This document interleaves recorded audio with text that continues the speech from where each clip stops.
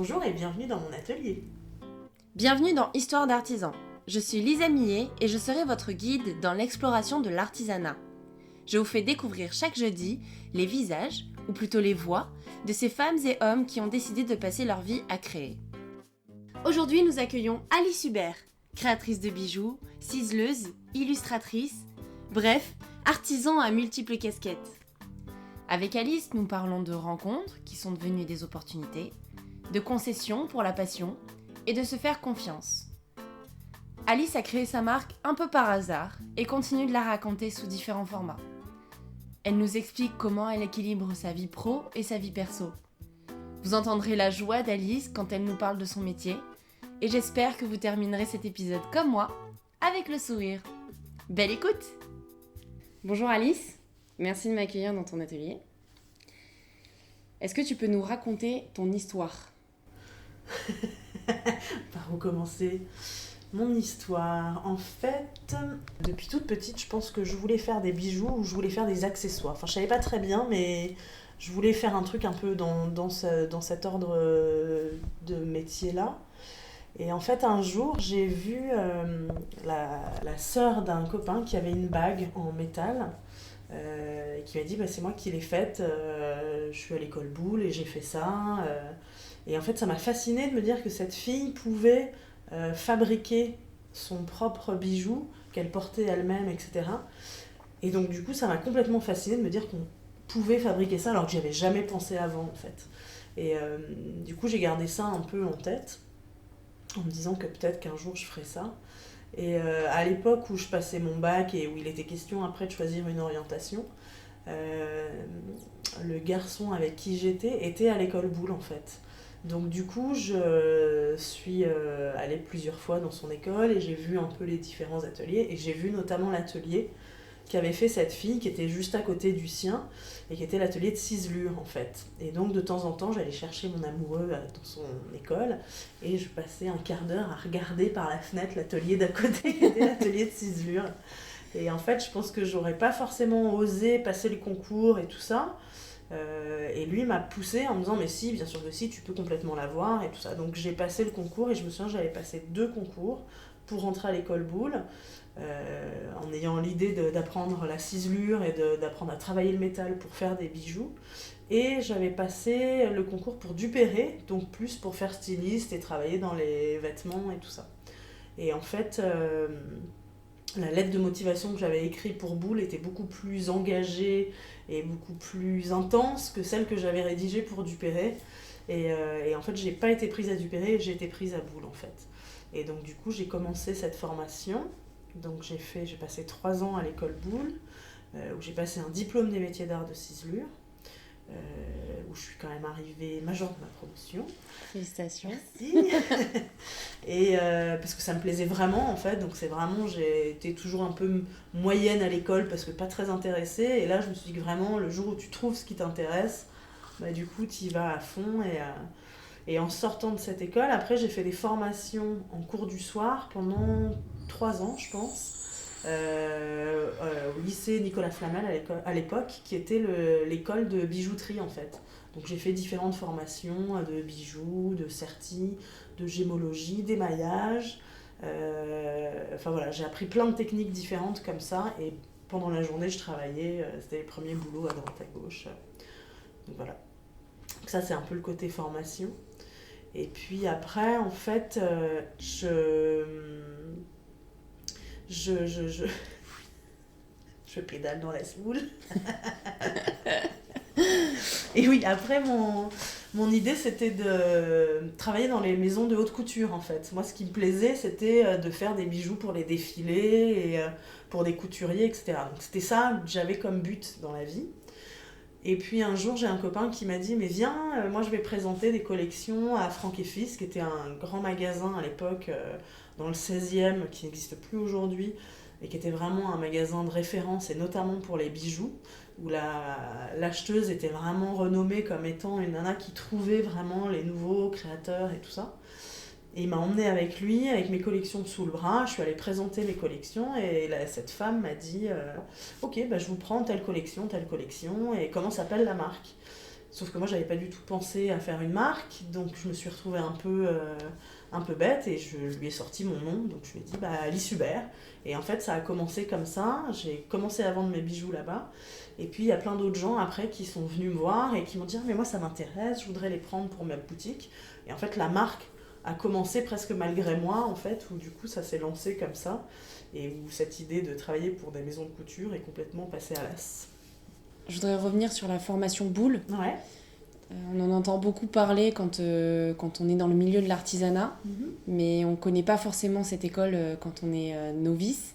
Est-ce que tu peux nous expliquer ce qu'est l'école boule et si c'est difficile à avoir, les types de concours qu'il y a? Alors, je sais que l'école a beaucoup changé depuis que moi j'en suis sortie.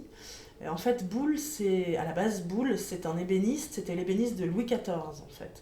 Donc l'école Boulle, c'était vraiment pour fabriquer les meubles à l'époque de Louis XIV, donc il y avait 3 ateliers. Et si je dis pas de bêtises, il me semble bien que c'était l'ébénisterie, la marqueterie et la ciselure. Donc la ciselure faisait partie vraiment des premiers ateliers à l'école Boulle, mais donc c'était pour faire les ornements sur les meubles en fait. Donc c'était vraiment très ornemental et très classique, c'était pas du tout ce que c'est devenu aujourd'hui de manière ça s'est beaucoup plus ouvert et il y a beaucoup plus de choses dans ces ateliers. Et moi, quand j'ai passé mon diplôme, il y a donc fort longtemps, je voulais faire ma pièce de diplôme, c'était un bijou de corps en fait, qui recouvrait tout le haut du corps. Et en fait, je me suis battue avec mes professeurs parce qu'ils me disaient non, c'est une école de mobilier et de design, donc on ne fait pas de bijoux. Et en fait, moi, j'avais fait cette école, j'avais fait cette formation en sachant que je voulais faire ça, donc je me suis battue pour faire ça. Mais à l'époque, c'était pas du tout bijoux. J'ai suivi une formation donc après à l'école Nicolas Flamel, et depuis quelques années, en fait, ces 2 écoles-là ont fusionné. Et maintenant, à l'école Boulle, il y a une formation bijoux, qui n'était pas du tout le cas à l'époque quand moi j'ai suivi la formation là-bas. Donc après, dans l'école Boulle, il y a plein de choses. C'est une école qui est très très très ancrée dans l'artisanat, mais qui s'ouvre aussi sur plein de choses différentes. Et moi, je sais que j'ai fait un diplôme des métiers d'art. Donc dans mon cas, j'ai passé mon bac. Après avoir eu mon bac, je suis rentrée à l'école Boulle, j'ai fait 3 ans. Et au bout de 3 ans, j'ai eu ce diplôme.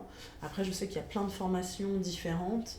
Et je pense qu'elles ont dû changer en plus depuis que j'en suis partie, donc je ne saurais pas dire précisément tout ce qu'il y a, mais il y a vraiment un éventail d'ateliers autour du design et du mobilier, en fait, essentiellement, à l'époque. Maintenant, du coup, il y a le bijou en plus, et je sais qu'il y a d'autres formations supérieures qui sont un peu différentes. Est-ce que tu peux nous expliquer ce qu'est la ciselure ? Alors la ciselure, en fait, c'est le travail du métal, c'est-à-dire qu'on va travailler à partir d'une plaque de métal qu'on va mettre en ciment, ça s'appelle, c'est-à-dire que c'est comme un boulet de canon qui est tronqué en 2, sur lequel il y a du ciment de fontaine. Ce ciment de fontaine, ça ressemble à de la cire à cacheter en fait. Donc on va venir chauffer avec une flamme, ça va se liquéfier, donc on va pouvoir mettre la plaque de métal dans le ciment. On travaille essentiellement les métaux cuivreux, donc c'est du laiton, du cuivre, ça peut être de l'argent ou de l'or aussi. On va laisser refroidir. Une fois que ça refroidit, cette matière va se rigidifier et va du coup maintenir la plaque de métal. Après, on va venir travailler avec des ciselets, qui sont des petites tiges en acier, qui vont être travaillées de telle manière à ce que quand on les frappe sur le métal, elles vont imprimer le métal, soit en faisant des traits assez tranchés, soit en faisant des matières, en fait des mattes. Et donc on a tout un tas de ciselets qui sont faits par le ciseleur normalement, suivant son besoin. Il va faire un ciselé avec tel motif ou telle matière pour les commandes ou les envies qu'il a de faire. Et donc on travaille avec des marteaux et on va venir frapper ce ciselé sur le métal. Donc voilà, donc ça c'est l'essentiel de la ciselure. Après la ciselure, il y a le repoussé aussi. Le repoussé, on va travailler pareil sur la plaque, mais on va travailler sur l'envers de la plaque. C'est-à-dire qu'on va frapper beaucoup plus fortement pour emboutir le métal, pour repousser le métal en fait. Et on viendra travailler sur l'autre face après. Et donc du coup on fait des allers-retours comme ça sur les deux côtés pour pouvoir travailler le volume et la finition après de la pièce qu'on veut faire. Donc ça c'est la base de la ciselure. Après en ciselure, moi je sais que j'avais appris, et c'est une des choses que je travaille encore aujourd'hui, à travailler la cire aussi. Donc c'est-à-dire qu'on va utiliser de la cire qu'on va dure, assez rigide, qu'on va venir sculpter avec des outils qui vont gratter la cire, avec des limes, et on va du coup former un bijou comme ça, enfin bijou pour moi, après ça peut être, c'est pas forcément des bijoux, on va former une pièce comme ça, qui va être moulée, donc dans du plâtre. On va enlever la cire et on va fondre, on va couler le métal fondu dans le plâtre, dans le moule en plâtre en fait. Et donc on va récupérer une pièce, donc ça c'est vraiment de la fonte à cire perdue, ça s'appelle. Mais on peut retravailler du coup après cette pièce, pareil en refaisant le système de mise en ciment dans le boulet. On va pouvoir retravailler aussi cette pièce avec la technique de la ciselure en fait. Voilà. Très clair. Est-ce que tu peux nous présenter, je vais dire ton artisanat aujourd'hui, mais je sais que il est très vaste. Est-ce que tu peux nous présenter tout ce que tu crées aujourd'hui ? Alors, c'est effectivement assez vaste et je me suis éloignée un petit peu de la ciselure puisque je fais plus de la bijouterie qu'essentiellement de la ciselure. Cependant, j'essaye de garder dans toutes mes pièces, j'essaye de garder toujours une petite partie de ciselure. Alors en fait, ça va être vraiment parfois une toute petite touche qui va être un centième de ce que je suis capable de faire, de ce qui est possible de faire en ciselure, mais j'ai toujours un peu ce côté du métal frappé en fait. Donc je vais utiliser encore mes ciselés, mais je vais utiliser aussi des poinçons avec des lettres par exemple pour certaines collections.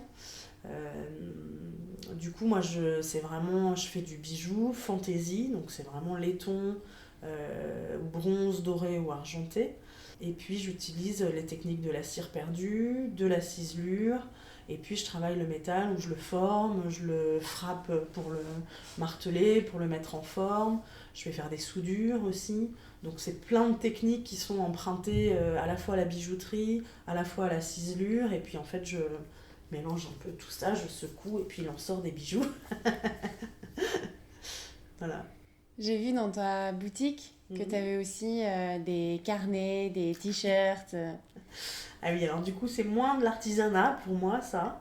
Mais effectivement, comme je dessine pour fabriquer mes bijoux, en fait, où du coup je dessine et je me suis dit, en fait, en été, on n'a pas forcément envie de porter des bijoux en été, en métal surtout quand il fait chaud, etc. Et je me suis dit, je vais dessiner des t-shirts, en fait. Et donc, mon thème favori, mon obsession, c'est un peu les bouches.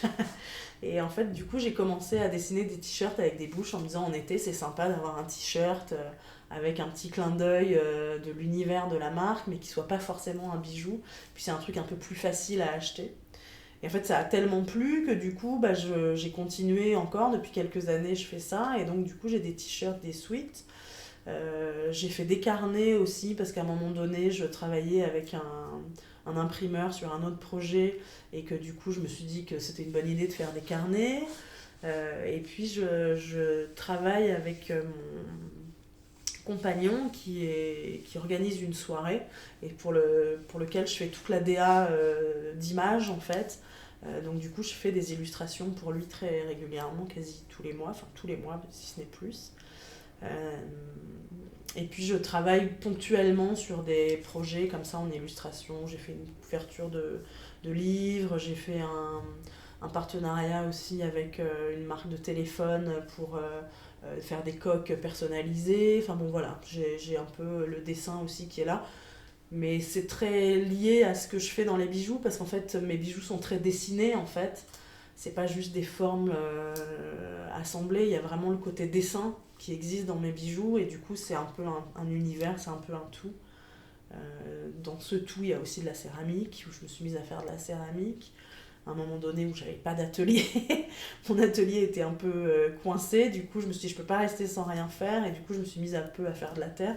Pareil, je fais en terre des pièces que je fais en métal en fait d'une autre manière, donc voilà, c'est un truc un peu large avec toujours les mêmes inspirations et dans différentes techniques en fait. Ça, ça m'amène à une question.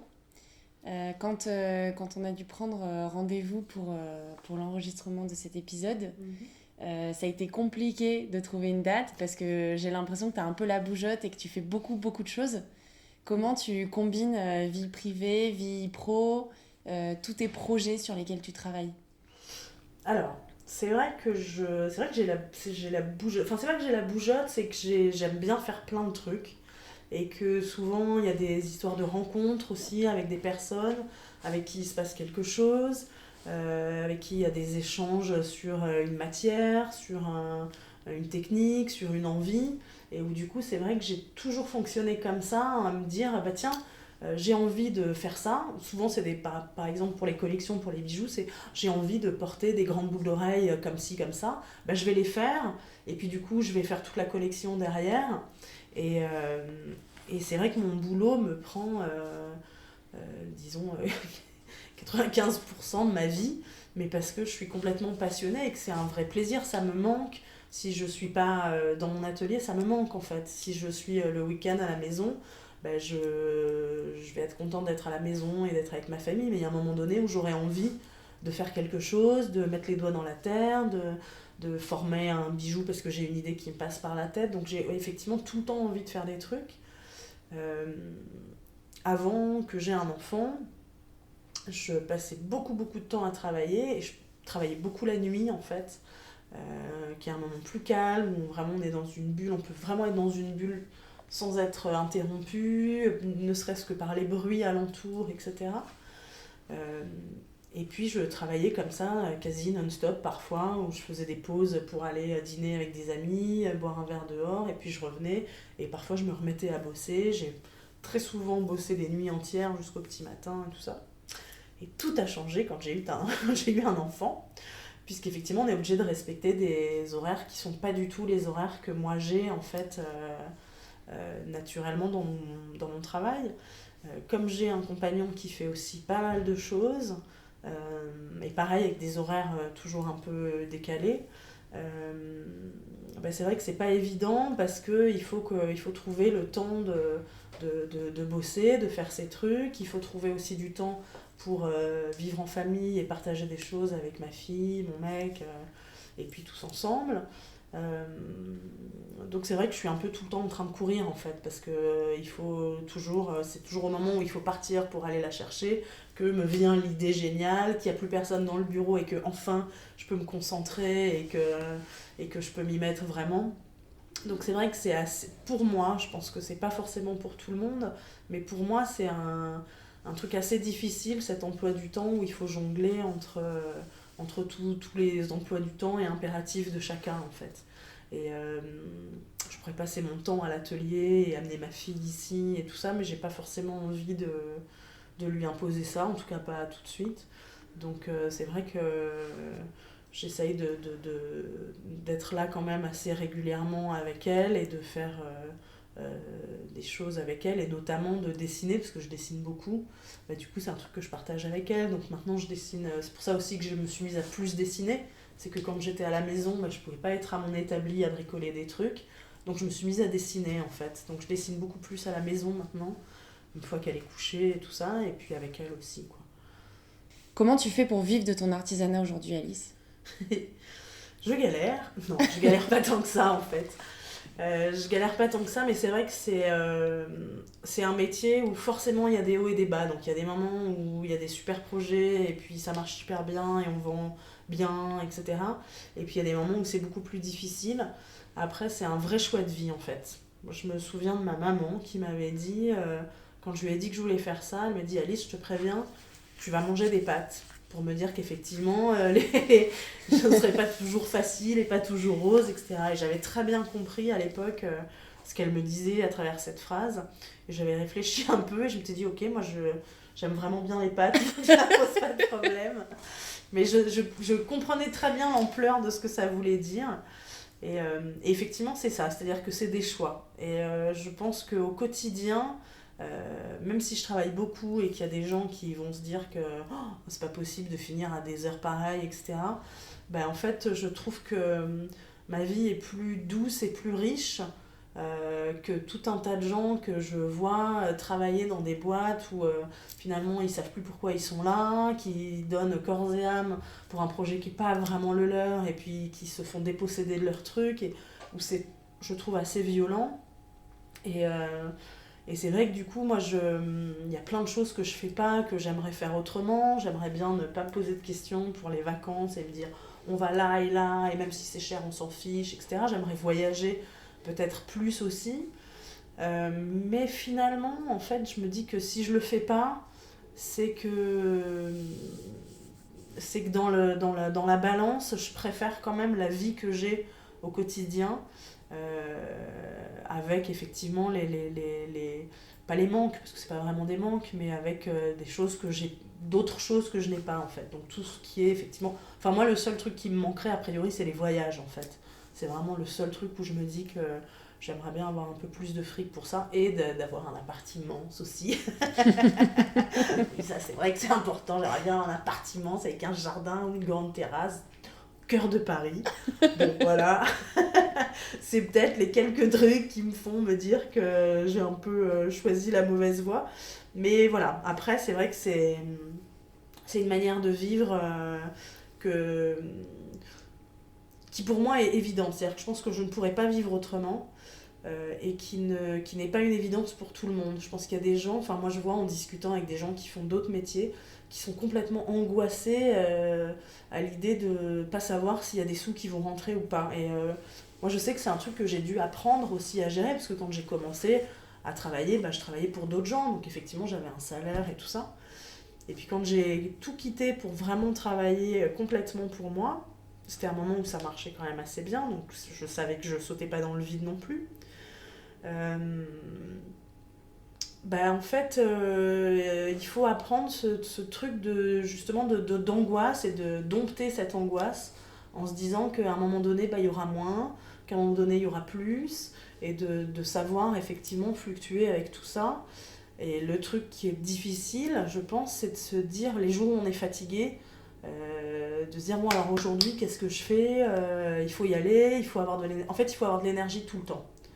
Je trouve, quand on fait un métier comme ça, il faut avoir de l'énergie tout le temps et des idées tout le temps. Et forcément, il y a des moments où on en a moins que d'autres, en fait.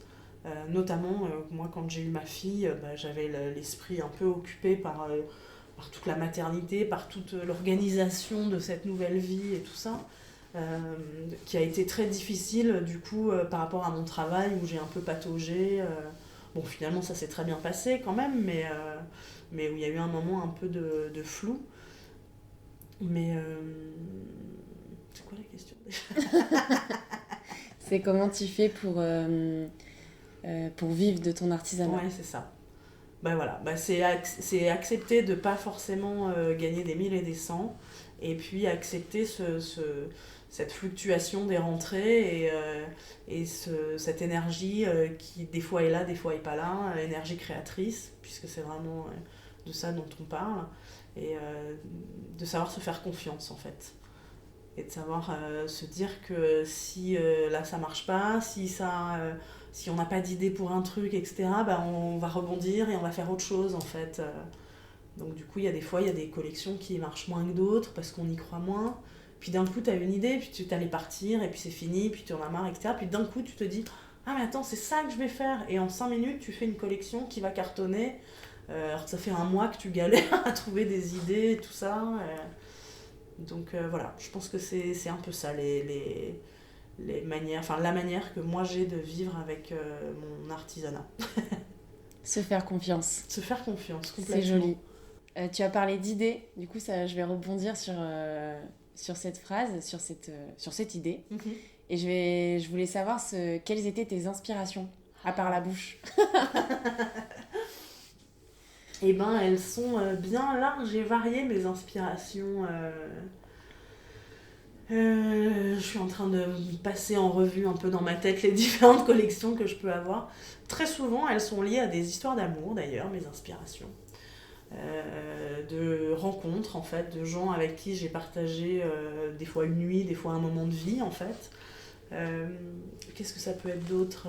C'est aussi beaucoup d'images, c'est beaucoup d'expositions, de choses qu'on ingère en fait. C'est-à-dire que j'ai besoin de belles choses en fait. Donc du coup de regarder beaucoup Pinterest, je suis complètement addict. Donc je peux passer des heures à regarder plein d'images, de me faire des expos, j'y arrive pas suffisamment, j'aimerais bien en faire beaucoup plus, mais de temps en temps de se faire des expos, de se mettre plein d'images dans la figure, je trouve que c'est pas forcément ça qui va déclencher d'ailleurs une collection derrière en fait, mais ça va me mettre dans un état d'ouverture et de, je sais pas comment dire, comme si j'avais des petites antennes qui captaient un peu les choses, et puis en fait il va se passer un truc à un moment donné où je vais voir une pièce, je vais en voir une autre, et puis je vais faire un mélange entre les deux, et je vais me dire ah tiens, j'ai hyper envie de porter ce truc là, et puis bim bim bim, je vais me le faire, je vais me mettre à l'établi, je vais essayer un truc, ça va pas marcher, je vais rajouter un autre truc et finalement ça va marcher. Donc c'est très difficile pour moi de dire mes inspirations viennent de là ou là ou là, parce qu'en fait c'est une myriade de plein de petites choses qui à un moment donné se connectent tout ensemble pour créer une histoire en fait. C'est joli. Merci. Est-ce que tu peux nous raconter une anecdote sur ta vie d'artisan ? Alors, une anecdote, c'est pas complètement une anecdote, mais c'est... en fait, récemment, j'ai eu l'occasion de rencontrer des gens avec qui j'ai mis en place des ateliers do-it-yourself. Donc, c'est-à-dire que c'est des gens qui viennent pendant 3-4 heures faire un atelier avec moi, donc autour de la ciselure et du bijou. Et donc, c'est pas une anecdote précise, mais en fait, je rencontre beaucoup de gens très très différents que j'aurais certainement pas rencontrés autrement. Et je trouve ça assez intéressant et enrichissant de voir tous ces gens-là. Et en fait, j'aime bien parce que chacun vient avec son idée et que je les accompagne dans leur confection, en fait. C'est-à-dire qu'ils viennent avec leur idée et je les accompagne jusqu'à la finition de ce projet. Et en fait, je me suis rendu compte, à travers ces ateliers, ce qui est assez perturbant, enfin pas perturbant, mais assez troublant, disons. C'est assez troublant. Y a beaucoup de gens qui sont un peu perdus dans leur profession, à niveau professionnel, je parle pas du tout de niveau intime, qui sont dans des changements de vie, qui ont fait un métier, qui ont fait des burn-out, qui ne savent plus où ils sont dans leur métier, pourquoi ils font ça, etc. Et qui viennent faire ces ateliers et qui tous me disent j'ai besoin de ce retour à un truc concret, à une matière avec laquelle on fait quelque chose. Et en fait, je me rends compte de la thérapie que peut être l'artisanat, l'art et l'artisanat, où effectivement, d'un seul coup, on va être plongé dans un projet de petite envergure, mais qu'on va mener du début à la fin, en fait. Et ça, c'est une des choses que j'ai vécues dernièrement par rapport à l'artisanat qui est assez nouvelle pour moi et qui est une vision vraiment différente de l'artisanat, en fait. Il y a ça que je trouve intéressant, comme c'est pas vraiment une anecdote, mais une vision de l'artisanat. Parce que toi, en fait, t'as toujours été artisan ? Toujours, j'ai fait que ça. Oui.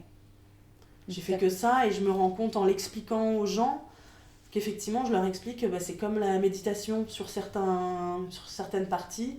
Je me rends compte qu'en fait, y en a qui font des mandalas, il y en a qui font de la méditation. Du coup, moi, en faisant les bijoux, d'une certaine manière, je vais me retrouver dans le même état. En fait, et c'est vrai que d'être face à des gens dont c'est pas le métier, qui ont pas du tout fait ça ou qui ont été dans des métiers complètement différents, de mettre des mots dessus, de leur expliquer, de les voir faire et de voir parfois à quel moment, tout à l'heure tu as soulevé une phrase que j'ai dite en disant il faut se faire confiance. Moi je pense que j'ai une confiance dans ce que je fais parce que sinon je ferais pas ce métier-là, enfin dans cette forme-là. Je vois le manque de confiance qu'ont les gens et à quel point on peut leur insuffler de la confiance en justement créant cet objet et où à chaque fois les nanas, parce que c'est beaucoup des nanas, sont à la fin, quand elles ont leur objet fini, leur bijou fini dans les mains, sont hyper fières d'avoir réussi à faire ça en fait. Et je trouve que c'est assez gratifiant et c'est plaisant de voir que ça fait du bien en fait, quoi. Surtout que pour moi les bijoux c'est vraiment des trucs chargés, donc du coup elles font un bijou qui est chargé quand elles viennent le faire ici, c'est vraiment une histoire en fait. Il y a ça. Après, je réfléchis, est-ce que j'ai d'autres trucs vraiment... Non, quand j'ai commencé, que j'étais toute jeune et que je travaillais, du coup, je travaille toujours avec des artisans qui sont là parfois depuis des dizaines et des dizaines d'années, des centaines d'années, parce que des fois c'est de père en fils. Et ben moi j'arrivais toute jeune, avec ma bouche rouge de rouge à lèvres, en disant bonjour, je viens faire mes trucs, et que en fait ils me prenaient pour une bleue, et que ils me disaient ouais ouais bien sûr, et puis quand je sortais les pièces que je faisais, ben d'un seul coup il y avait le respect des vieux artisans qui voyaient qu'une petite nana savait faire des trucs, et j'aimais bien ce rapport là en fait de moi je suis un vieux de la vieille et je sais faire et toi attention, et que ah bah, finalement tu sais faire, et de gagner le respect des anciens, un peu comme on dit, en étant complètement différente et pas du tout dans les mêmes codes qu'eux, quoi. Je trouvais ça assez marrant, ça. Quels sont les principaux enjeux que tu rencontres aujourd'hui dans ton artisanat en tant qu'artisan? Les principaux enjeux, c'est-à-dire? Sur peut-être des nouvelles techniques que tu aimerais apprendre, sur la communication, la vente, qui sont pas forcément des métiers que tu as appris en fait. Parce que j'imagine qu'à l'école, je sais pas en fait comment ça se passe à l'école Boulle, mais est-ce que par exemple tu as des cours de compta, des cours de com, des cours de vente? Alors effectivement, à l'école Boulle, t'as à peu près des cours de compta, mais qui sont pas non plus hyper poussés. Mais après, quand tu sors diplôme des métiers d'art de ciselure, tu te retrouves un peu avec ton petit diplôme dans la rue, et il y a nulle part où aller en fait. Parce que personne ne cherche, il n'y a pas d'annonce qui recherche des ciseleurs vraiment, quoi. Et on nous apprend pas du tout la vente, la mise en valeur des produits, etc. Après, les choses entre le moment où j'ai commencé et aujourd'hui ont énormément changé. Et c'est-à-dire qu'en faisant le même métier, moi, depuis presque 20 ans, j'ai l'impression d'avoir complètement changé de métier finalement. Et aujourd'hui, moi, mon boulot consiste pratiquement plus à faire de la communication. Je passe plus de temps à travailler sur la communication qu'à travailler vraiment à la création et à l'établi. Euh, c'est finalement pas quelque chose qui me dérange, parce que je me retrouve dedans et j'aime bien faire ça. Et en fait, j'ai toujours eu ce parti pris de raconter des histoires. J'ai toujours construit cette marque pour raconter enfin pas pour raconter des histoires, mais en racontant des histoires. Donc du coup, tout ce côté storytelling qui est très à la mode et dont on entend beaucoup parler, en fait, il a toujours existé pour moi, et c'est quelque chose que j'aime bien faire. Donc j'aime bien faire des photos, j'aime bien faire des images, et c'est là où effectivement ça prend beaucoup de temps. C'est-à-dire que en plus de faire les bijoux, après derrière il faut les mettre en scène, il faut raconter toute une histoire autour d'une collection.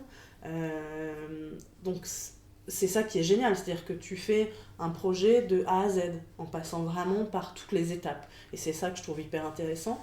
Mais c'est là où effectivement c'est hyper difficile aussi, parce que moi j'ai aucune formation en marketing, aucune formation en com, en pub, en je sais pas quoi. Je sais rien faire à la base de tout ça. Donc c'est vraiment, j'ai appris sur le tas, et je me débrouille un peu comme ça. Euh, Aujourd'hui, je trouve que les moyens de communication par rapport à quand j'ai commencé, et donc du coup la vente aussi, a complètement changé. Mais c'est vraiment du tout au tout, ce n'est plus du tout la même chose. Et, et avant, je faisais des collections, je faisais des bijoux, etc. Et puis je rencontrais des gens, je rencontrais des journalistes. Les nanas aimaient bien mes trucs, elles les portaient. Il y avait des comédiennes aussi qui les aimaient bien, donc elles les portaient beaucoup sur des émissions télé, etc. Donc ça m'a fait beaucoup de pubs comme ça. Je rencontrais aussi des gens qui bossaient dans des magazines, donc avec des photographes et tout ça, donc on a fait des projets ensemble. Donc il y a eu beaucoup de choses qui se sont passées comme ça, par les connexions, par les rencontres et tout ça. Aujourd'hui, déjà j'ai un enfant, donc je suis plus du tout aussi libre qu'avant d'aller à droite à gauche et rencontrer des gens, etc. Donc ça réduit un peu le champ. Et puis les manières de travailler sont plus du tout les mêmes. C'est-à-dire que avec tout ce truc des réseaux sociaux, moi je travaillais déjà quand ça a commencé. Et en fait, ça m'a beaucoup aidée. Ça m'a vraiment poussée et fait connaître de manière vraiment significative. Mais maintenant, c'est un vrai boulot, c'est-à-dire qu'avant, il suffisait de poster une image et tout le monde la voyait, et puis c'était très facile. Aujourd'hui, tout le monde reçoit tellement de mails, tout le monde voit tellement d'images, il y a tellement de créateurs de bijoux, il y a tellement trop de tout, tout le temps, qu'en fait, il faut réussir à se faire un chemin au milieu de tout ça, et c'est un boulot de dingue qui n'est pas mon boulot de base, en fait. Donc là, c'est vraiment effectivement les enjeux auxquels je suis confrontée aujourd'hui, c'est de réussir à parler un langage que je n'ai pas appris, que je ne connais pas, que je ne maîtrise pas forcément, parce qu'il y a aussi des choses qui sont très évidentes pour des plus jeunes que moi, qui ne le sont pas forcément pour moi, en fait. Réussir à parler aussi à mes clients potentiels. Bon, après, en général, c'est des gens qui me ressemblent un peu, donc j'arrive quand même à trouver d'une manière ou d'une autre une manière de les atteindre. Mais quand même, il y a plein de choses nouvelles qui sont arrivées et avec lesquelles il faut gérer, en fait. Donc ça, c'est un des enjeux vraiment qui a changé et qui est assez compliqué, en fait, parce que ça prend beaucoup de temps. Après, au niveau des techniques, par exemple, moi, je suis ancrée dans ce que je fais et dans les techniques que j'utilise, qui sont des techniques ancestrales. Et j'aime bien avoir ce côté, justement, d'une technique qui est utilisée par l'homme depuis toujours, puisque ça a été utilisé depuis des millénaires. Et j'aime bien garder ça avec des formes nouvelles, en fait. Donc, au niveau des techniques, je ne suis pas forcément à la recherche vraiment de nouveautés, et tout ce qui est impression en bijouterie, il n'y a pas non plus des révolutions incroyables, mais tout ce qui est impression 3D, numérique et tout ça, ça me concerne pas tellement et ça m'intéresse pas tellement, en fait, parce que j'aime bien le côté fait main, où tu vas taper sur ton outil puis tu vas dépasser, donc ça va se voir. J'aime bien ce petit truc où tu vois que la main elle est là, que j'ai l'impression qu'on va pas forcément retrouver dans les techniques nouvelles, quoi. Donc voilà, les enjeux, c'est plus sur la vente et sur la communication. Et effectivement, ce que je disais tout à l'heure, où il y a énormément de choix et énormément de propositions. Et ça aussi, c'est très difficile. C'est-à-dire qu'avant, il y avait beaucoup de gens qui faisaient des bijoux, mais toi, tu étais repéré, donc en fait, tu étais mise en avant par les journalistes, etc. Ce qui faisait qu'on te voyait toi et que toutes les autres qui étaient là, on les voyait pas forcément. Là, tout le monde peut faire son truc tout seul, donc on peut voir tout le monde. Donc c'est vrai que ça fait beaucoup de choses, et puis il y a aussi tout ce truc de grosses productions où finalement il y a des gens qui savent faire des choses, d'autres qui ont des idées mais qui savent pas forcément les faire, et où le consommateur se perd un peu dans les qualités, c'est-à-dire qu'il va pas forcément comprendre pourquoi un bijou coûte tel prix alors qu'il y a celui-ci qui y ressemble qui coûte 3 fois moins.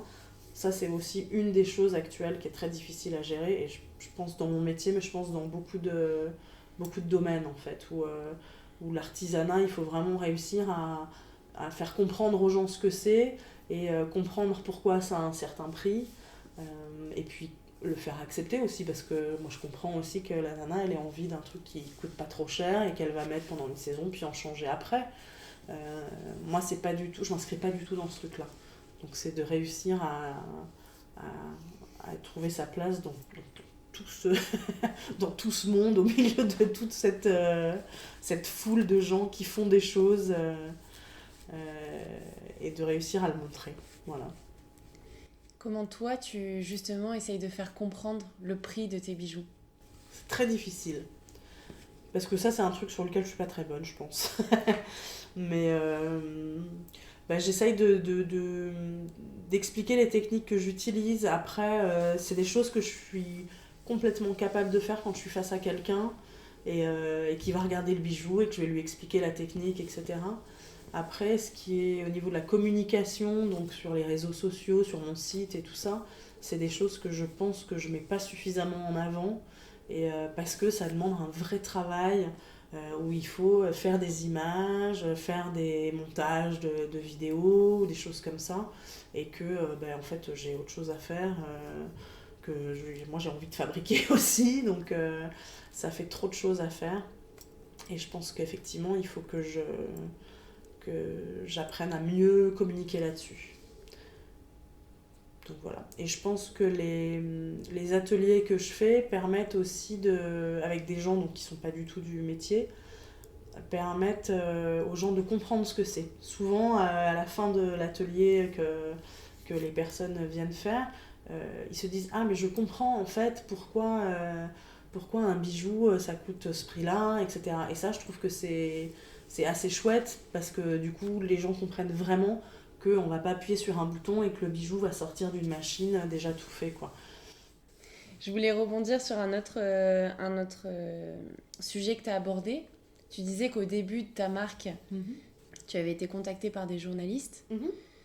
C'est toi qui allais les chercher ou ils sont tombés sur toi? Ouais, en fait j'ai vraiment eu une bonne étoile, je pense, parce que je suis très mauvaise pour me vendre. J'ai un contact avec les gens hyper facile, donc je peux parler de ce que je fais, puis comme j'aime ce que je fais, je communique assez facilement cet enthousiasme. Mais après, d'aller démarcher et les boutiques et les journalistes, etc., c'est un truc que j'ai quasiment jamais fait et qui est extrêmement douloureux pour moi.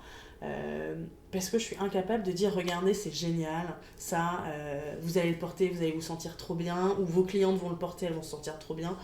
Je sais pas du tout mettre en avant mon travail, et c'est comme ça que je me suis dit ok, je suis pas capable de dire aux gens achetez mes bijoux, donc je vais leur donner envie de les acheter, et c'est comme ça que j'ai commencé à travailler sur l'image, etc.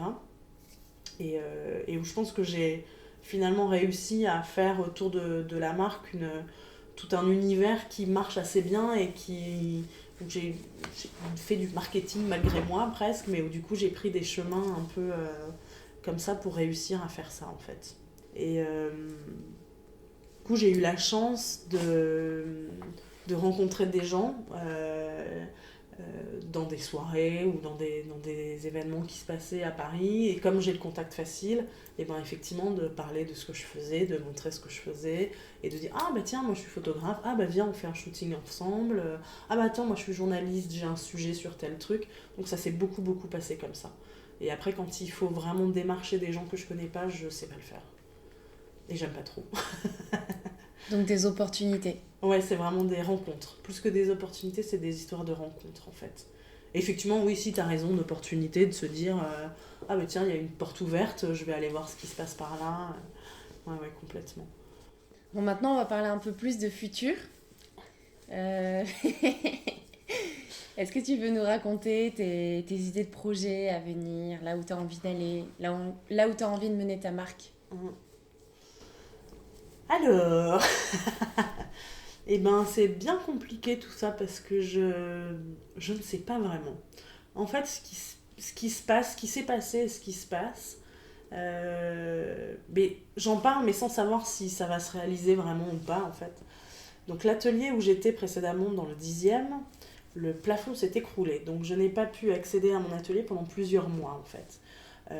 Ne pouvant pas accéder à mon atelier, je me suis dit je ne peux pas rester sans rien faire, et je suis allée prendre des cours de céramique. En faisant de la céramique, en remettant les doigts dans la terre, je me suis rendu compte que j'en avais fait toute ma vie en fait, à l'école, j'avais pris des cours avant, etc. Et je me suis rendu compte que ce travail du volume, donc qui existe aussi dans le bijou, mais en très petit, là avec la terre on peut tout de suite faire des choses un peu plus grandes. Je me suis rendu compte que ce travail-là me manquait. Et du coup, suite à tous ces travaux, ce plafond qui s'écroulait, tout ça, j'ai fini par changer d'atelier et atterrir dans le nouvel atelier où je suis, dans le 2e, donc vraiment dans le centre de Paris, où j'ai quand même beaucoup plus de place qu'avant. J'ai une partie qui est vraiment atelier et une autre partie qui est vraiment boutique, où du coup je peux vraiment travailler dans un atelier comme dans un atelier, donc c'est-à-dire en mettre partout, et aussi ce côté, cette boutique du coup qui est quand même assez grande et où du coup il y a de l'espace pour présenter des choses, et ben en fait ça me donne envie de faire des objets. Donc je ne sais pas dans quel sens, dans quel ordre, dans quelle matière, etc. Mais je sens qu'il y a un truc qui est en train de bouillonner intérieurement, qui va prendre forme à un moment donné,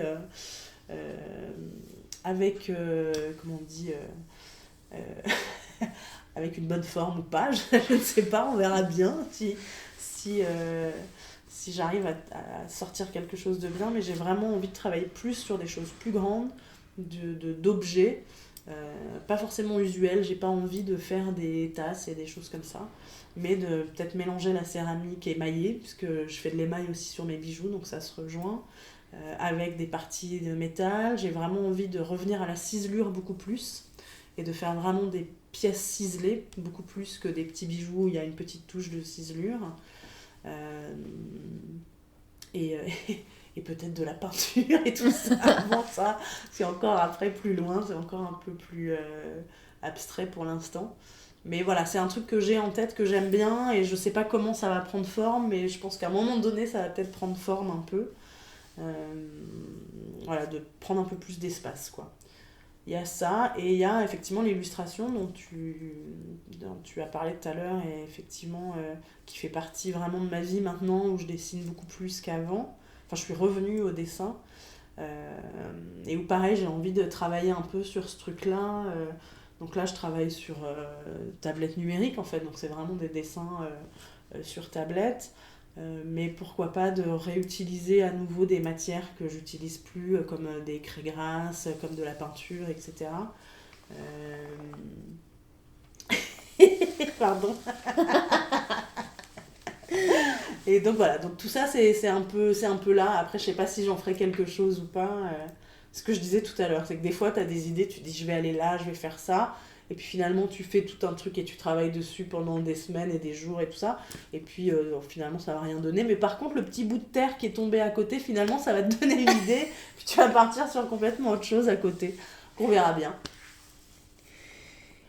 Alors, toujours dans l'esprit futur, comment tu vois ton artisanat dans le futur ? Ton artisanat en général ? Pas que Alice Hubert, mais vraiment l'artisanat, la bijouterie. D'accord. Alors, oui. Alors après, mon artisanat, comme tu dis, je ne sais pas très bien lequel il est, en fait. C'est-à-dire que je suis bijoutière, mais pas vraiment bijoutière. Je suis ciseleuse, mais pas vraiment ciseleuse. Donc, c'est un truc un peu polyforme qui... que j'ai pas vu chez beaucoup d'autres gens, en fait. C'est-à-dire qu'en général, les gens, ils font soit vraiment de la bijouterie, soit vraiment du montage, c'est-à-dire qu'ils n'ont pas forcément de technique, mais ils vont faire du montage. Soit c'est des ciseleurs, et à ce moment-là, ils font vraiment de la ciselure. Donc en fait, moi, c'est un peu... je ne sais pas bien, si tu veux, s'il y a d'autres gens comme moi, quelque part dans ce monde. Mais je pense que c'est une technique... En tout cas, la ciselure, qui existe depuis très très longtemps, et bien avant moi, et bien avant tout un tas de gens. Et je pense que c'est une... J'espère en tout cas que c'est une technique qui va continuer à perdurer. Et je trouve qu'aujourd'hui, il y a à nouveau un intérêt pour l'artisanat qui a un peu disparu pendant quelques années, où ça existait, mais en fait, on le mettait pas en avant, on le montrait pas. Aujourd'hui, c'est très important de faire de l'artisanat, de montrer les artisans, etc. Il y a beaucoup de gens qui jouent là-dessus, alors qu'ils sont pas du tout artisans parfois. Donc j'espère que cet engouement pour l'artisanat va permettre effectivement à tout un tas de gens qui travaillent avec des techniques diverses et variées de pouvoir vivre de leur métier et de pouvoir faire perdurer des techniques et des créations encore pendant des années, quoi. Après, ce que je trouve intéressant, c'est quand je vois des gens qui utilisent des techniques anciennes et qui font des trucs très très modernes, que ce soit en bijoux ou pas que, hein, enfin vraiment de manière beaucoup plus large. Ça me fait du bien et ça me fait plaisir de voir ça, et j'espère que ça existera encore longtemps et que quand je serai vieille, je pourrai voir les petits jeunes qui font plein de trucs intéressants. Eh bien, sur cette note très optimiste pour l'artisanat, je te remercie, Alice. C'était une très belle conclusion. Merci pour ton accueil. Je t'en prie. Et merci de nous avoir raconté ton histoire. Merci à toi. Merci beaucoup pour votre écoute. J'espère que le parcours d'Alice vous aura inspiré. Si vous avez des questions, des suggestions ou que vous souhaitez interagir, rendez-vous sur Facebook ou Instagram à Histoire d'Artisan. N'hésitez pas à mettre une note sur iTunes pour faire découvrir les histoires d'artisans au plus grand nombre. Je vous dis à très vite avec une nouvelle histoire.